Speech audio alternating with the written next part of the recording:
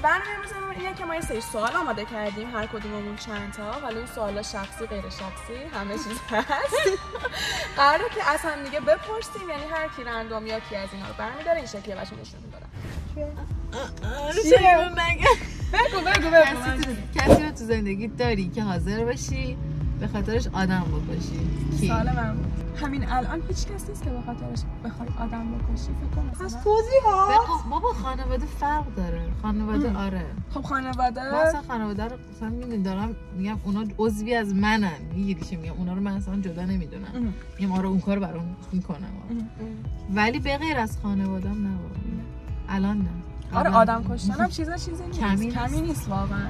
اصلا کاری به جرمش و زندان افتادنش ندارم، اون بار سنگینی که رو دوش خودمون. آره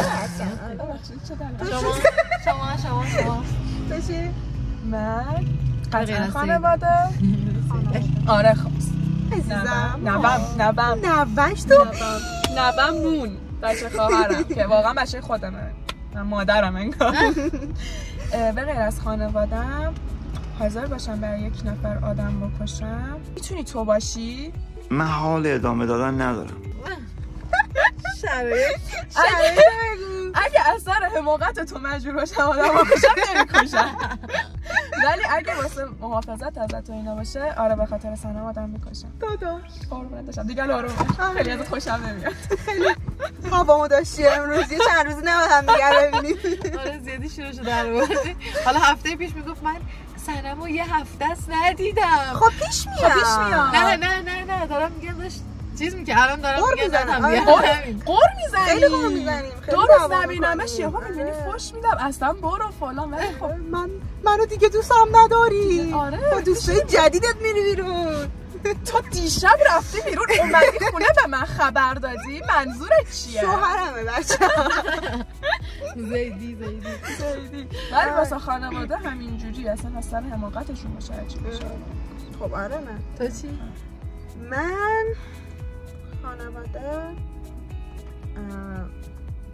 واسه صدر آدم میکشی؟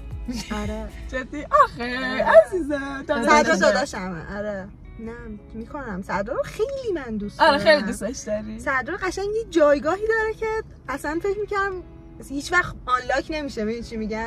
یه جایی رو گرفته که خیلی آره شاید برای منم من انجام میدم حتما، ولی الان فکر میکنم شاید آرسمان بزرگشه واقعا، شاید جایگاهی که سنم میگه براش آره ببین باید اون ارتباطه رو بگیری باهاش. آره من خیلی اوکی شدم با صدر توی مثلا همین 1-2 سال اخیر. منم اوکی تر شدم. با هم سلام علیکم کنم. قبلا من اینجوری نگاه می‌کردم میرفت. الان سلام میگم. آره بهش گفتم از دوستای سلام. چرا این شکلیه؟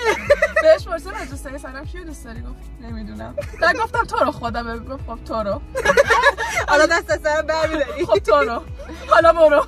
کوچیکم هستن 4 ساله و 15 سالشه. من گفتم اینو بگم که نگید مثلا.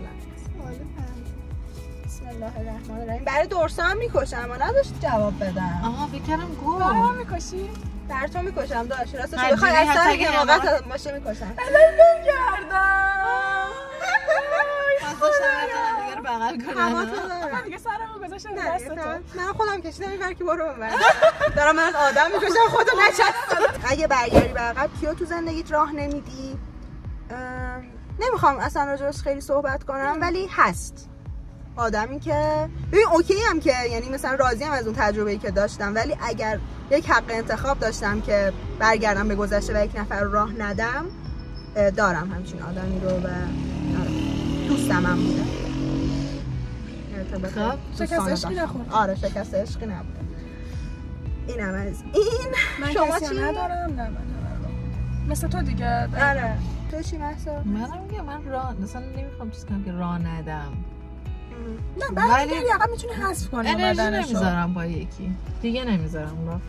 یعنی حداقل این چند وقت یاد گرفتم که برای هر کسی هر کاری نکنم. زندگی ایدئال در آینده چه شکلیه؟ این سوال خودشه بچه‌ها. من خیلی داشت تلاش می‌کرد که من بیشتر سوالا رو درستان زحمت من واقعا دارم اینجا زحمت می‌کشم. ببخشید من یک لحظه میرم اونور.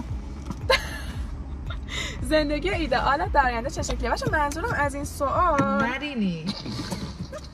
نه خب رفتم اونور که سرفه کنم دیگه. چرا مخاطب سرفه نمی‌کنه؟ به شعور مخاطب حالا در آینده چه شکلیه؟ من از این مثلا منظورم بود که یه تصویر رو بگی که آقا تو نهایت زندگی رو اون لحظه می‌بینی و اون لحظه شکلی که خیالت راحته که به همه چی رسیدی. دیگه هیچی نمیخوای. و از اینجا به بعد با همینایی که هست می‌خوای ادامه بدی و خوشحال باشی.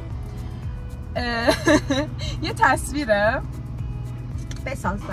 بسازم براتون. چشمونو ببندی. یه تصویریه که یه عصر پاییزیه، من روی کاناپه نشستم، این کاناپه کنار بالکنه، پرده ها کشیدن، کامل دارم بیرون رو میبینم، یه آفتاب خیلی ملوی کم رنگی هست، بعد دارم چای میخورم. بنان پلی نیست؟ نه، شاید او دوستانش پلی باشه راستش رو بخوای، یا یه آهنگ فرانسوی. و دختر 6 سالم رو زمین نشسته داره نقاشی میکشه. آره. و اسمش چیه ببخشید؟ اسمش هم بگم؟ اسم خواهرزاده‌مو ندونم. نه دیگه. لو ندارم. میرن کپی میکنن. کاور ویدیو این باشه که اسم بچه درستا چیه؟ اسم بچه درستا رو انتخاب کرده. خیلی دلغکی. بهت افتخار میکنم. حالا دیگه و خیالم راحته که حالا مثلا همسرم هست، زندگیم همه چیش ایدئاله، خانوادم هستم و من دخترمو دارم و همه حالم سیفن. خوبه و آره آفرین همه سیفن، به هر چیزی که خواستیم رسیدیم، خونه، ماشین، کارم، شغلم. آره و آرتیستم قطعا اون موقع نقاشی میکنم.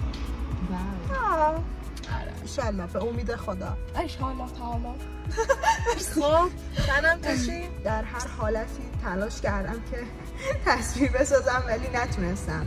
ولی خب خیلی هدف دارم مثلا، یعنی اینجوری هم که به این چیز برسم، ولی اینکه بتونم خودم رو تو اون شرایط تصور کنم و همه چیزو کنار هم دیگه قرار بدم، نه واقعا برام امکان پذیر نیست. الان هیچ جوابی ندادی احساس میکنم. آره اینجوری که تصویر نداری. خب نه ترجیح میدم که جواب ندم. اوکی. من هر شب میشینم اینا رو تصور میکنم.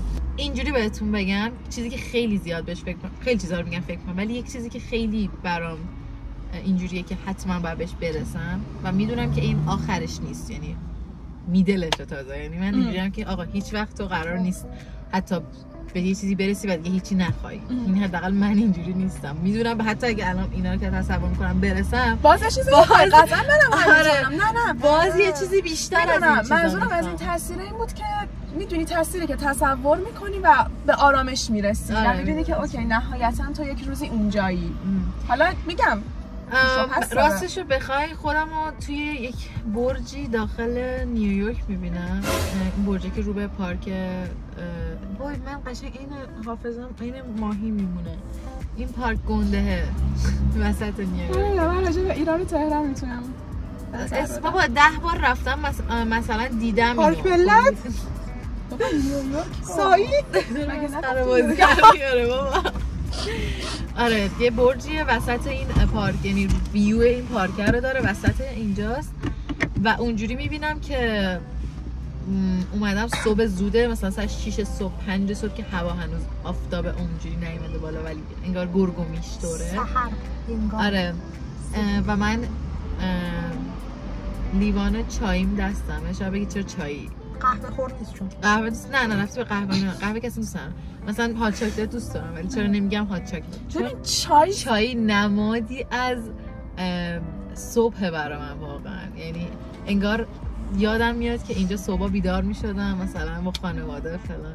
خیلی میدونم شاید ذره زیادی نمادینه برام. چه نکته باحالی شد، انگار که چای خیلی تو وجود ما ایرانیاست. مثلا من قهوه رو بیشتر دوست دارم، من دائم تو روز قهوه میخورم. میریم بیرون مثلا من هات چاکلت سفارش میدم ولی اونجوری میبینم که صبح که پا میشم این چای دستته و بخارش داره میزنه بالا و من واقعا بچه نمیبینم هنوز، یعنی نرسیدم به اون نقطه که بخوام بگم تو نهایت رو داری میگم. آره هدفم تو زندگی میدونی آخه میگه چیه، من از اونجایی هم که تصویرها رو میبینم و میرسم، الان تصویری که میخوام بهش برسم اینه و نمیخوام به اون فکر کنم که برسم به اون. میدونی چی میخوام بهت بگم؟ منم مثلا تا 10 سال آینده رو ندیدم، خیلی جلوتر دیدم. آره متوجهم. نه میدونم منم کامنت میگم توضیح خودم ما دعوا نمی‌کنیم، ما دعوا نمی‌کنیم، گیس کشی نمی‌کنیم. گیس من داره میگیره ما دعوا نمی‌کنیم، تو دعوا می‌کنیم، ما دعوا نمی‌کنیم ولی با تو دعوا می‌کنیم. اینجوری هم که آره مثلا میبینم که آره من پارتنر رو میبینم، اینا رو میبینم که سر کار میرم و میبینم. ببخشید پارتنر تو آشپزخونه نیست؟ خیر. نون توست کنه؟ خیلی تنهایی؟ شیر و نوتلا با توست. بذارید جزئیاتشو نگم بهتون. آره برش کن. آره ولی اینجوری هم که آره مثلا یه درآمد به شدت بالایی دارم که بتونم اون خونه واقعا خونه کمی نیست. منم خیلی پول دارم. هرچی واسه میگم منم دارم. که آره شاید بعد از این تصوره تو همون خونه تصور نهایی ببینم. جدی میگم. آره. تصویر بعدی تو اون خونه می‌خوای داشته باشی. آفرین. آره. چه قشنگ بود. سال بعدی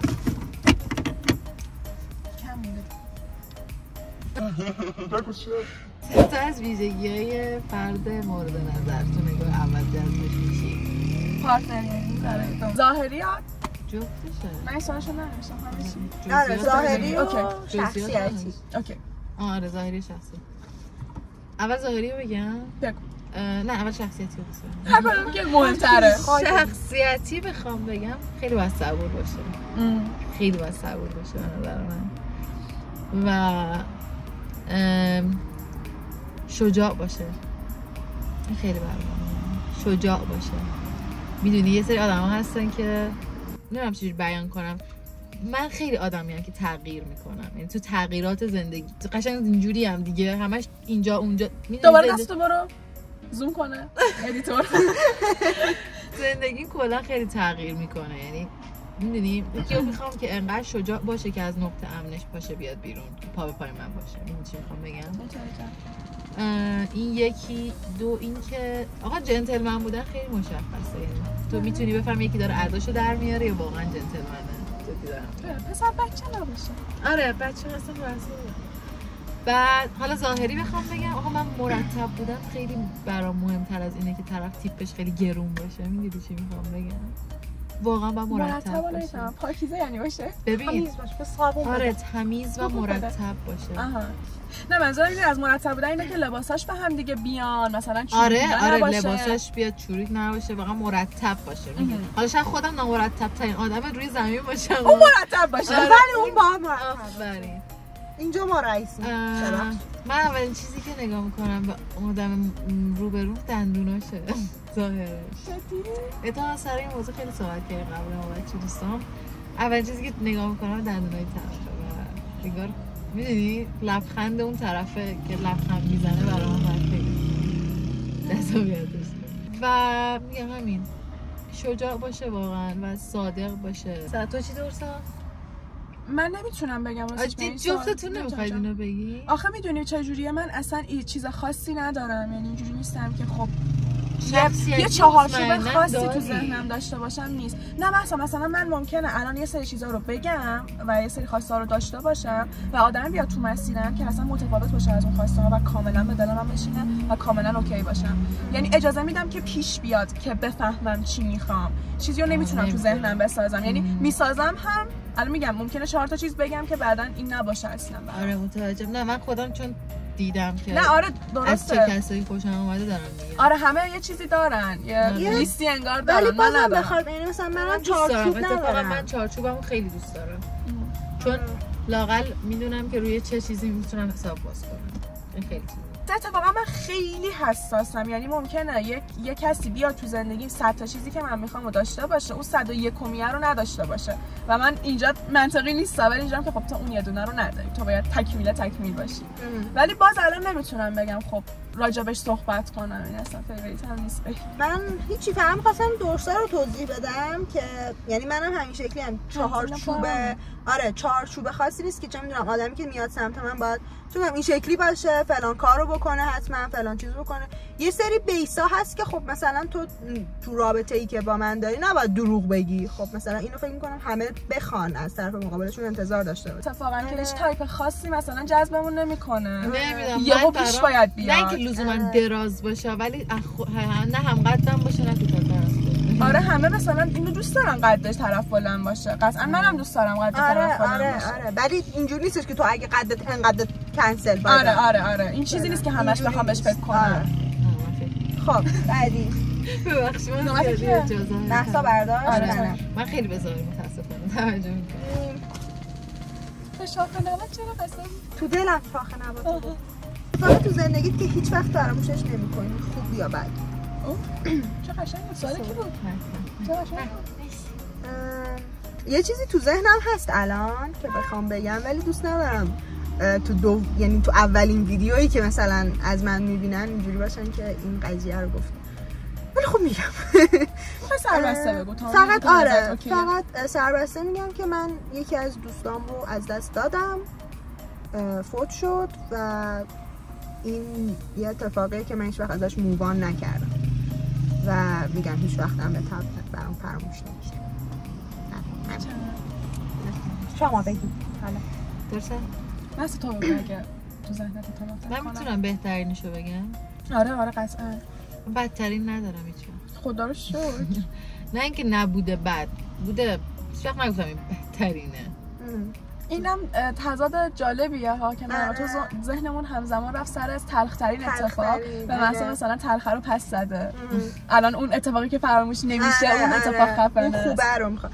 من هیچ وقت نمیتونم اون خوبه رو پیدا کنم. منم نمیتونم.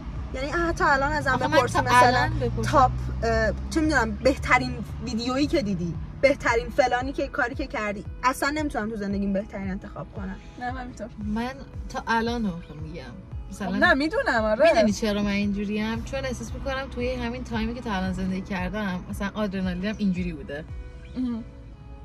برای میتونم بگم این آخریه کجا بوده.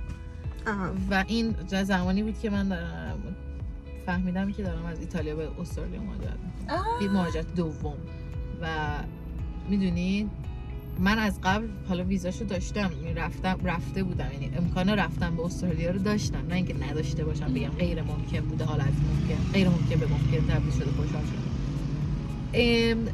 زمانی که این تصمیم گرفته شد قرار بود خیلی اتفاقای دیگه هم بیفته. برای همین انگار کنار هم قرار گرفتن یک سری اتفاقات و مهاجرت به استرالیا خیلی برام جذابیت داشت. و نمیگم جذابیتی نداره، اصلا نمیگم. نه ولی اون تایم خیلی برات الان بوده. ولی اون موقع آره اینجوری بودم که واو شت شد. یعنی هم این شد، هم دانشگاه شد، هم این بود شد. هرچند نشده الان ولی کنسل شد فلان. اون لحظه خفن ترین چیز بود دیگه. فهمیدم چی میگه. و اون اتفاق بهترین اتفاقی بود که من یادمه. قشنگ اون روز صبحی که پا شدم با پر از یعنی چشام اشکی بغضی و دلم می‌خواست برم تو خیابون بدوم. انقدر. و اونجا اینجوری بودم که اوکی الان دیگه خدا چی می‌خوای؟ گذاشت جلوت هر چیزی که می‌خواستی. ولی یه چیزی بگم، حالا که اینجا هستیم 10 تا ویدیو هم گفتم، میدونید اینو میخوام باز بگم. بچه‌ها بگم تو رو خدا من بگو. بگو. خیلی خوشحالم از اینکه یک سری اتفاقات برام افتاد، چه بد چه خوب، حتی بگو بدترینش که من حالم بد بود چند وقت. احساس میکنم باید میافتاد، من باید رها میشدم. من خیلی انگار اینجوری بودم. احساس میکنم الان خیلی خیلی بلند پروازتر از قبلم و میگم همه ماها اتفاقاتی داشتیم که دوستش نداشتیم ولی باید میافتاده برامون.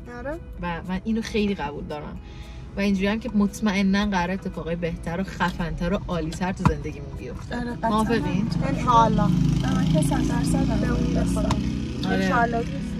انشالله. آقا خیلی کلیشه‌ایه ولی من خیلی الان عاشق زندگیمه. میدونم. نه منم همینطور. من الان دیوونه وار زندگی گفتم اتفاقا همینطور. همین ویدیو گفتم که از جایی که اصلا خیلی راضیم. منم همینطور.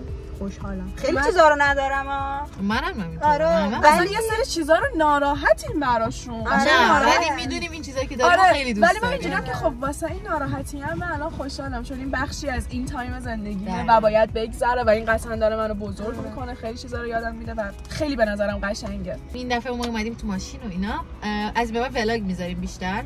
ولاگ روزانه هر کدوم جدا میتونیم بذاریم، میتونیم با هم میکس کنیم بذاریم فرقی نمیکنه. چون مهسا داره میره به خاطر همین، یعنی شرایط ویدیو یه جوری میشه که جدا از هم باید باشیم. به نظرم خیلی دیتیل نده چون اینا خیلی جذابه. آره ویدیوهای بعدی قطعا قرار متفاوت‌تر و خیلی خفن‌تر باشه. بحثم این بود که بگم که تاپیک ویدیو بعدی که میذاریم به غیر از ولاگ‌ها و شورت ویدیوهایی که قرار بذاریم مطمئنا مهاجرته. و چون یکی از دلایلی که من اصلا خواستم این کار رو انجام بدم، یکی از این چنل رو بزنیم و بچه‌ها هم اول گفتم گفتم که خب میتونیم یکی از ایده هامون این باشه که راجع به این چیزا صحبت کنیم. ولی من یه سری خیلی از دوستام هستن که آقا راجع به مهاجرت میخوان من سوال بپرسن و من واقعا وقت نکردم ببینمشون و از همین تریبون ازتون عذرخواهی میکنم. واقعا بچه‌ها میدونن من چقدر شلوغ بود این تایم که اینجا بودم، واقعا وقت تکون خوردن نداشتم و قرار شد که ما اصلا یه ویدیویی درست کنیم که جواب سوالای شما راجع به این قضیه ها رو بدیم و من حالا توی پیج خودم و درستا و بچه‌ها سنمم قرار شده بذارن حتما سوالات راجع به نه لزوما مهاجرته، کلا سوالی که دارن تو همین باکس کوئسچن باکس ها بذارید و ما حتما قراره که جواب سوالا رو بدیم و حالا راجع به هر تاپیکی که میخواد باشه. مثلا تو پیج من میتونید راجع به مهاجرت بپرسین جوابش هم بگیرید، تو پیج درسا راجع به درسا، راجع سنم راجع به سنم، هیچ فرقی نمیکنه، ما با علاقه بهشون جواب میدیم و مرسی که واقعا تا اینجای ویدیو با ما بودین. بوس بهتون. و بچه‌ها یه چیزی هم بگم، من گفته بودم که تو این ویدیو حتما بگم، وقتی سابسکرایب میکنید یا کامنت یا لایک میکنید، به خاطر اینکه ما ایرانیم و فیلتر شکن استفاده میکنیم، وقتی کامنت نمیذارید، حالا هر کامنت چه انگلیسی چه فارسی، یوتیوب اون لایک و اون سابسکرایب، یعنی اون کسی که داره سابسکرایب میکنه رو ربات تشخیص میده و بعد از چند ساعت این لایک و اون سابسکرایب برداشته میشه از چنل ما. خواسته که ازتون داشتم این بود که اگه دارید لطف میکنید کامنت لایک میکنید و سابسکرایب میکنید، حتما یه کامنتی هم کنارش بر ما بذارید، یا اگه نه بعداً چک کنید که دوباره مثلا حسابتون برداشته نشده باشه. خلاصه عاشقتونیم، بوس بهتون، خیلی دوستتون داریم، مراقبت کنید، خودتون باشید. خدافظ، بای بای.